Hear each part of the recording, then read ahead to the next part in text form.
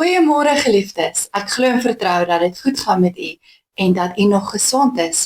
Dit is vir my 'n voorreg om vandag op hierdie Hemelvaartdag saam met jou te kan kuier. As jy vandag moes werk, dan is ek dankbaar vir hierdie video en dat jy ook Hemelvaart op hierdie manier kan vier. Ons wil vandag rustig raak in God se teenwoordigheid en ons wil vir die Here dankie sê. Dankie vir Jesus Christus, dankie vir die Hemelvaart en dankie dat ons ook dit vandag kan herdenk. So kom ons sluit eers ons oë en dan bid ons saam. Here en Hemelse Vader, baie dankie vir hierdie platform en dankie dat ons ook dit kan gebruik om ook op 'n dag soos vandag, wanneer ons nie noodwendig die geleentheid het om in erediens te kan wees nie, nog steeds saam te kan kom en om die Hemelvaart te vier en daaroor na te dink oor wat dit vir ons beteken in ons geloofslewe, maar ook wat ons alledaagse lewe aanbetref. En daarom wil ons vandag na u toe kom en ons wil vir u vra dat u ons saam wees op hierdie platform sal seën en dat u met elkeen van ons sal werk, dat u ons harte en ons gedagtes gevange sal neem en dat u met ons sal praat uit u woord uit. Daarom kom vra ons nou, spreek Here, ons as die kinders luister. Amen. Nou geliefdes, daar's verskeie tekste wat handel oor Jesus Christus se hemelvaart en ons vind dit altyd aan die einde van die evangelies, maar dis gewoonlik net so 2 of 3 verse en dit is baie kort en kragtig.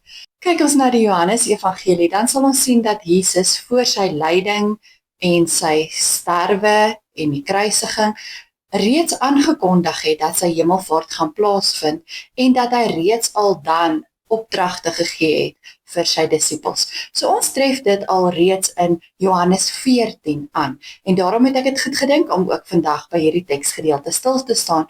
So indien u Bybel by u het, wil ek vir u vra om saam te volg. Ons gaan lees uit Johannes 14 uit, vanaf vers 1 tot en met vers 14.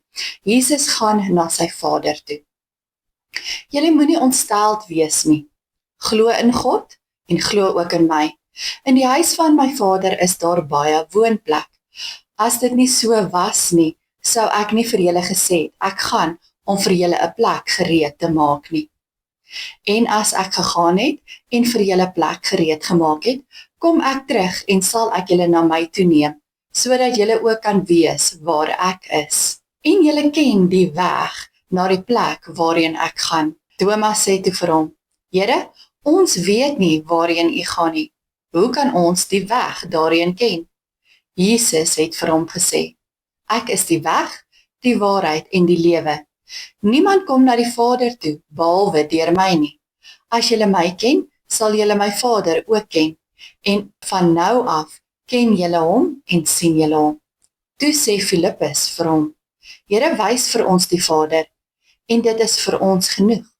En Jesus sê vir hom, ek is al so lank by julle, en ken jy my nie, Filippus?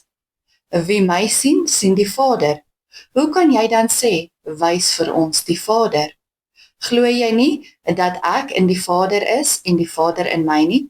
Die woorde wat ek met julle praat, praat ek nie uit my eie nie, maar dit kom van die Vader, wat in my bly, en sy werke doen.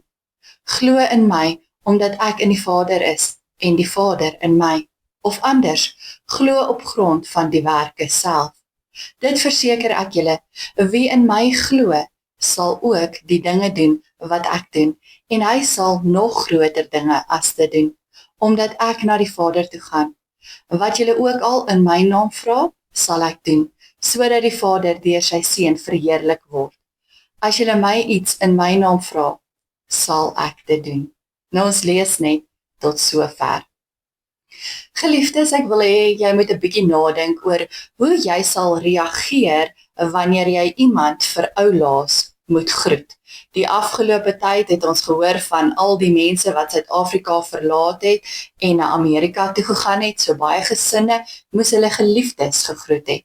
Soms moet ons mense baie vinnig groet. Partykeer hoor ons dat hulle baie vinnig 'n nuwe werk gekry het of moet verhuis of dat hulle iewers heen moet gaan vir omstandighede, en dan moet ons vinnig afskeid neem van mense. Ander kere word mense deur die dood van ons al weggeneem, en het ons nie kans om daardie laaste gesprekke met hulle te hê nie.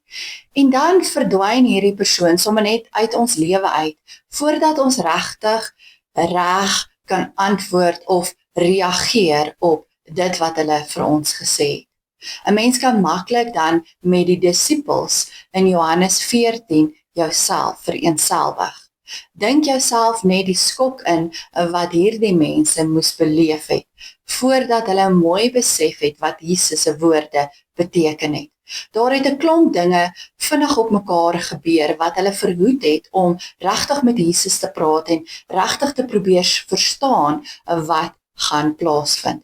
Ons lees in die gedeelte dat Jesus gevange geneem is, dat die belangrike persoon wat nog altyd by hulle was, nie meer daar is nie, dat hulle 'n klomp vrae daaroor gehad het, en nadat hy gevange geneem is, het hulle hom gekruisig en het hy gesterf en het hy uit die dood uit opgestaan, en al hierdie dinge was 'n skok vir hulle sisteem. Skielik is die een waarvoor hulle baie lief was, die een waarop hulle staat gemaak het, nie meer daar nie. Hy het net uit hulle lewens uit verdwyn. So ons kan onsself met hierdie disippels vereenselwig. Ons kan verstaan waarom hulle voel soos wat hulle gevoel het. Ons verstaan hulle emosie van teleurstelling en skok. Veral wanneer ek en jy al teleurstelling beleef het. Die meeste van ons weet hoe dit voel om seer gemaak te wees of om teleurgestel te wees in iemand. Juis omdat ons op daardie oomblik voel dat die persoon die ergste ding wat hy aan ons kom doen het deur ons te verlaat. Om 'n ander reaksie van 'n geliefde te kry as dit waarop jy gehoop het, kan hartverskeurend wees. En die rede daarvoor is omdat ons op daardie persoon staat gemaak het, omdat ons daardie persoon vertrou met ons hele menswees. Ons het 'n baie hoë agting van sekere mense in ons lewens, en nou is dit asof die dade van daardie individu nie ooreenstem met dit wat ons van hulle gedink het, of wat ons van hulle verwag het nie. En in ons denke sou ons nooit hierdie tipe van gedrag aan hierdie persoon gekoppel het nie. En daarom voel ons teleurgestel. Daarom voel ons te nagekom. Daarom sukkel ons met ons eie emosies. Want eintlik het ons in ons sondigheid aan hierdie persoon meer mag en gesag gegee. Selfs dalk 'n bietjie hulle begin verafgod. En daarom voel ons so seer gemaak. Daarom is ons so ontsteld of teleurgestel. Omdat ons as mense gebroken is, sal ons altyd hierdie teleurstelling beleef. En dit is waarom ons nooit te veel van ander mense behoort te dink nie. Dit is waarom ons nooit al ons vertroue in 'n sekere persoon moet stel nie. Dis waarom ons nie altyd op mense moet staat maak nie, want mense stel ons teleur. Mense maak foute, mense is net menslik, en daarom behoort ons eintlik ons vertroue in iemand te plaas wat ons nie gaan teleurstel nie. En hierdie iemand waarop ons ons vertroue moet plaas, is Jesus Christus self. Veral wanneer ons denke begin ooreenstem met die manier waarop hy homself in sy woord aan ons kom bekend maak. Dit is alleen ons Here Jesus Christus wie se optrede ons nooit sal teleurstel nie. Ja, geliefdes, en die rede waarom hy ons nooit sal teleurstel nie, is omdat hy volmaak is. Selfs al voel dit vir ons asof die Here soms iets toelaat wat my en jou seer maak, dan is dit net omdat ons hom en sy wil verkeerd verstaan. Want in sy wese is hy goed en liefdevol en volkome wys en heeltemal opreg. Niks wat hy doen sal ooit tot gelowiges se nadeel wees nie.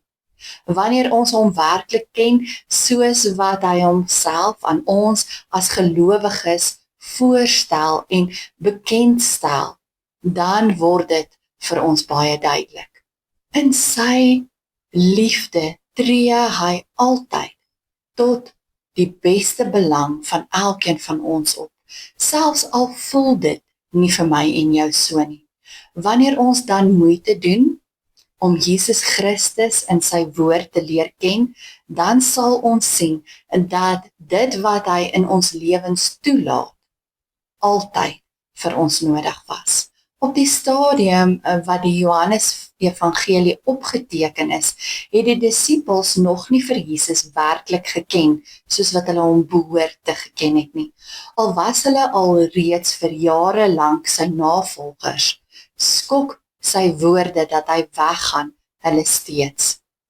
Hulle kan nie glo dat hy binnekort hulle gaan verlaat nie. Wat gaan van hulle word? Hy is dan hulle geselskap. Hy is dan die een wat daar is om hulle fisies te beskerm. En dan kom dit in hierdie gedeelte wat ons gelees het na vore, dat die disippels ontsteld is. En dan kom sê Jesus vir hulle, moenie ontsteld wees nie. Hy kom beveel hulle eerder en dat hulle moet glo dat dit wat hy sê die waarheid is.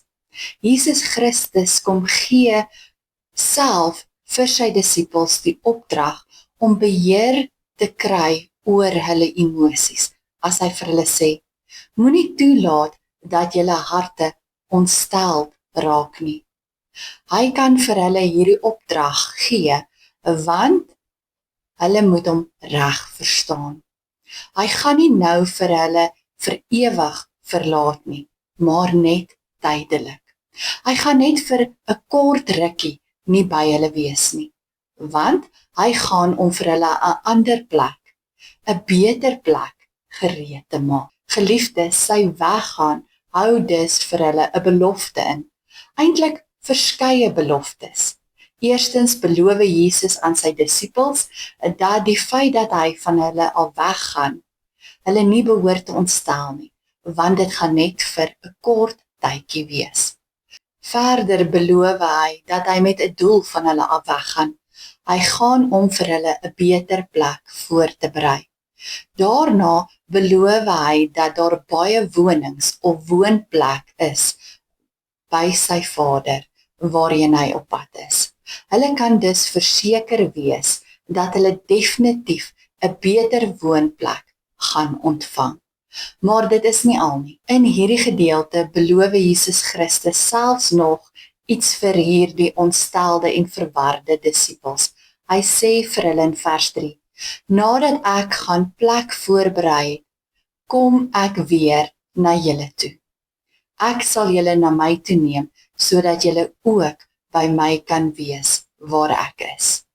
So wanneer ons net na hierdie gedeelte kyk wat ons sopas gelees het, dan is daar al reeds 4 beloftes wat aan die disippels en aan ons gemaak is.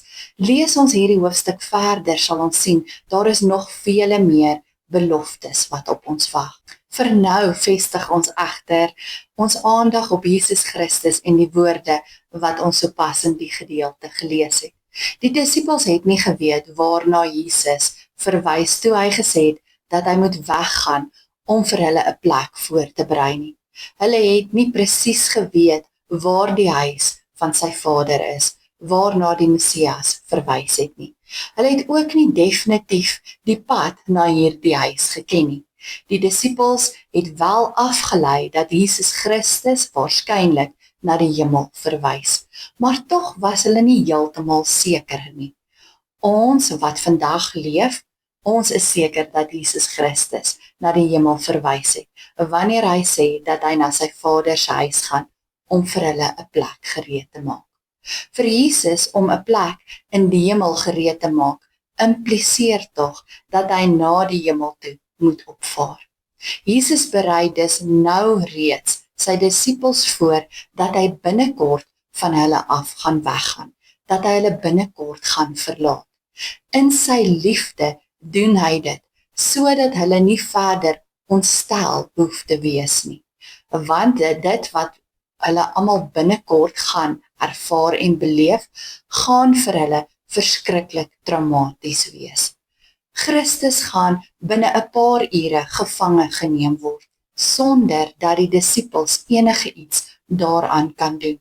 Gaan hy binnekort oorgelewer word om gekruisig te word. Asof dood nie reeds traumaties genoeg is nie, gaan die disippels na 3 dae hom weer lewendig sien.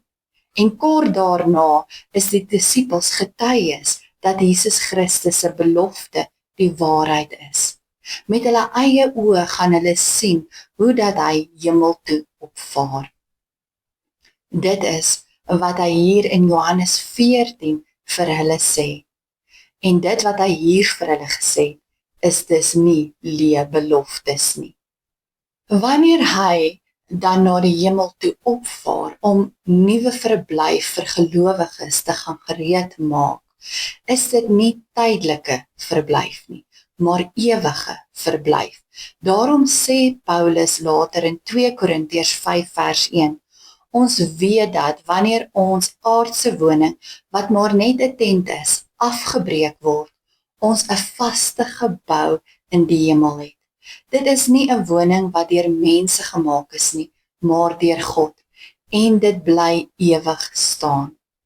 Hy vertel ook vir ons in Filippense 3 vers 20, dat ons burgers van die hemel is, van waar af ons Here Jesus Christus as verlosser ons verwag.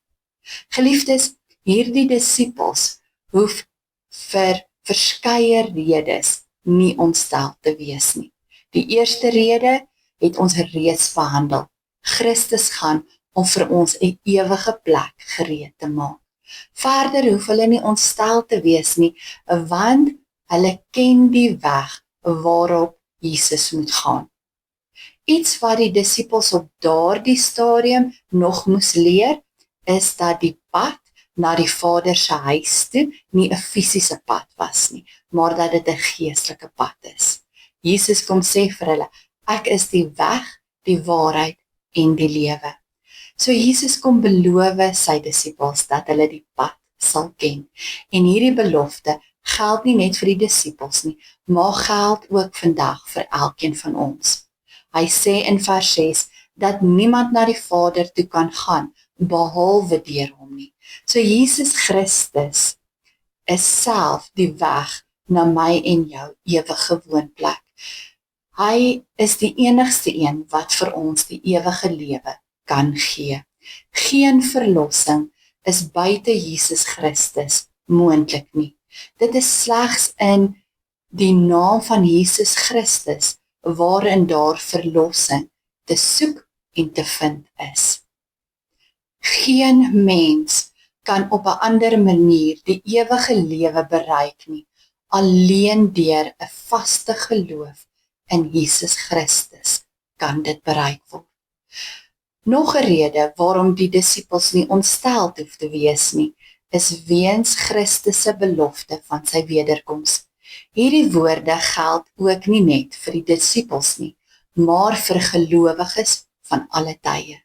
Christus se weggaan, sy hemelvaart, hoef ons nie te ontstel nie, want hy beloof dat hy weer na ons toe sal kom, om ons na hom toe te neem.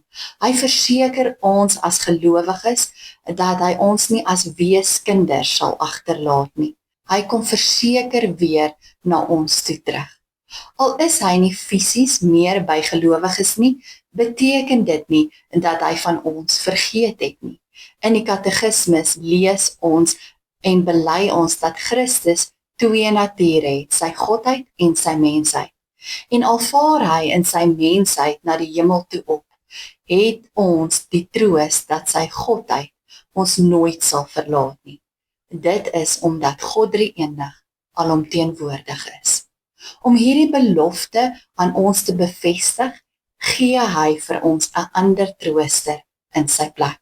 Hy stort sy Heilige Gees oor die kerk uit, sodat hy ewig by ons kan bly. Al is Christus nie nou meer op aarde nie, is God steeds by ons. Nou deur die derde persoon in die drie-eenheid. Vir ons, om die Heilige Gees by ons te hê, is nie tweede prys nie. Die Heilige Gees is nie minderwaardig teenoor die Vader of teenoor die Seun nie. Hy is deel van die wese van God. Hy is gelyk in gesag, mag en heerlikheid. En wanneer ons dan in die katekismus bely dat die Heilige Gees as betroubare waarborg na ons toe gestuur is, dan bring dit vir gelowiges 'n baie diepe troos. 'n Waarborg is tog sterker as 'n belofte. Wanneer die Heilige Gees as waarborg vir ons gestuur word na Christus se hemelvaart, kan ons dit probeer verduidelik met 'n deposito wat reeds betaal is. Net soos wat ek 'n waarborg het dat ek die eienaar van iets is wanneer ek reeds 'n deposito daarvoor betaal het, net so seker kan ek wees dat ek die ewige lewe gaan besit. Die ewige lewe saam met Christus word aan my as gelowige gewaarborg. Die Here is so ernstig oor hierdie belofte aan sy kinders, dat hy bereid is om die Heilige Gees as waarborg vir hierdie belofte te gee. Terwyl ek geduldig wag om die ewige lewe te kry en in volle besit te neem, troos die Heilige Gees my elke dag. Wanneer dit voel asof die lewe vir my te erg raak, herinner hy my aan God se beloftes. Hy lei my, hy rig my gedagtes op die dinge daarbo, waar Christus aan die regterhand van God sit. Die Heilige Gees verander my visie. Hy gee aan my hemelse perspektief, sodat ek reg deur my lewe kan moet hou. Hy oortuig my dat ek 'n vaste toekoms in die hemel het. Maak nie saak watter swaar kry en moeite hier op aarde vir my voorlê nie. Daar wag 'n volmaakte lewe in die hemel vir my. 'n Waarborg wat God drie-enig self aan elkeen van ons gee. Christus se hemelvaart waarborg selfs nog iets aan ons. Wanneer hy na die hemel toe opvaar, dan gaan hy daarheen om by die Vader vir ons in te tree. Omdat hy die dood oorwin het, vaar hy na die hemel toe op as ons voorspraak by die Vader. Hy verdedig ons as gelowiges en bewys dat gelowiges se sonde nie gestraf behoort te word nie, want die prys daarvoor is reeds betaal. Die bewys wat hy gee is die sterkste bewys denkbaar, sy eie bloed, wat aan die kruis gestort is vir elkeen van ons. Dit is die rede waarom die uitverkorenes nie gestraf word nie, maar vrygespreek moet word. Deur sy teenwoordigheid in die hemel is hy self die waarborg dat gelowiges verseker daarheen sal kom. Wanneer Jesus Christus dan vir sy disippels en vir die kerk sê dat hy binnekort van hulle af moet weggaan, dan is sy weggaan nie iets negatiefs nie. Wanneer ons aards en menslik na Johannes 14 kyk, dan is dit vir ons traumaties en dit is vir ons 'n skok. Maar die oomblik as ons met geloof daarna kyk, dan sien ons duidelik dat sy weggaan tot my en jou voordeel is. Sy hemelvaart is nie iets om oor te treur nie. Dis iets om oor te juig, want alles sal vir ons ten goeie uitwerk. Ons skrifgedeelte beloof, nee, waarborg vir ons 7 dinge. En die dinge waarvan ons gewaarborg word is, dat ons Here Jesus Christus net tydelik van sy kerk af weggaan. Hy kom binnekort weer terug om ons te kom haal. Daar is baie woonplek in die Vader se huis en ons kan verseker wees van 'n ewige verblyf in God se teenwoordigheid. Gelowiges ken die pad na hierdie ewige woonplek. Dit is alleen deur 'n vaste geloof in Jesus Christus wat ons dit kan verkry. Christus berei ons altyd voor vir dit wat ons binnekort gaan ervaar. Hou daarom sy woord naby, sodat jy kan weet hoe om op die beproewings van die lewe te reageer. Nie net het Christus vir ons gaan plek maak in die hemel nie, hy is ook ons voorspraak by die Vader. Hy tree vir ons in en verdedig elkeen van ons se sondes wat ons gedoen het. Sy hemelvaart waarborg ook ons hemelvaart. Die feit dat hy nou in die hemel is, gee aan ons die versekering dat ons ook daarheen op pad is. En laastens stuur hy ook die Heilige Gees om nou by ons te bly en in ons te werk. So geliefdes, al het Jesus Christus na die hemel toe opgevaar, het hy ons nie verlaat nie. Ons is nie weeskinders nie. Ons is nie kinders wat geen heenkome het nie. Ons het 'n vaste woonplek in die hemel. Ons is seker van ons ewige verblyf by God.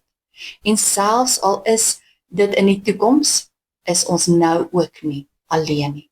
Want die Heilige Gees woon in ons. Hy troos ons, hy lei ons, hy werk in ons, hy stuur ons, hy bemoedig ons, hy herinner ons, en hy is geen tweede prys nie. So leef onder die leiding van die Heilige Gees. Hou 'n oog op die hemel en die hoop dat ons 'n toekoms saam met God het. En leef elke dag voluit. Amen. Kom ons sluit ons oë en dan bid ons saam.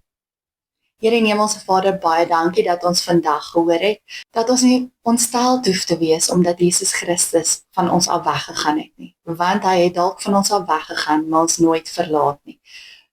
En hy het ons nie alleen gelos nie. Hy het die Heilige Gees vir ons gestuur. Maar meer as dit, hy het gegaan om vir ons plek voor te berei by U. En dankie dat ons mag weet dat hy die weg, die waarheid en die lewe is. Dankie vir die belofte dat ons die ewige lewe ontvang. En dat ons 'n toekoms het, en dat ons daaraan kan vashou. Vader, maar dankie ook vir die belofte, dat terwyl ons nog hier op aarde is, ons nie alleen is nie, en selfs al gaan dit met ons moeilik, is U by ons, en is die Gees hier om ons te leer en te lei, en vir ons die weg te wys. Help ons ook om so te leef, dat mense dit ook in ons lewens sal sien, dat ons ten spyte van moeilike omstandighede aan U vashou, en dat ons nog steeds die pad stap, wat lei na U toe. En dat ons nie van daardie pad sal wankel nie.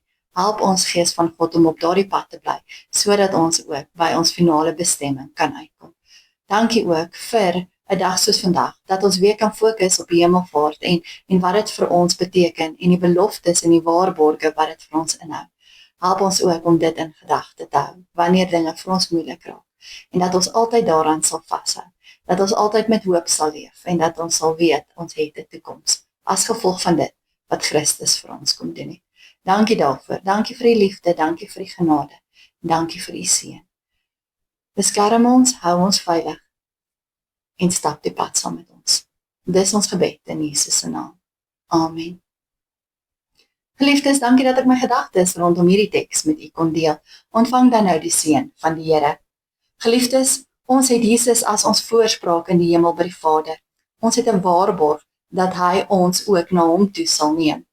Hy het die Heilige Gees as waarborg na ons toe gestuur om ons te lei en te leer, maar ook om ons te seën en te salf met die lewende God se liefde en genade. Ontvang dan nou sy genade, barmhartigheid en vrede. Amen. Geliefdes, bly gesond en wees geseënd. Totsiens.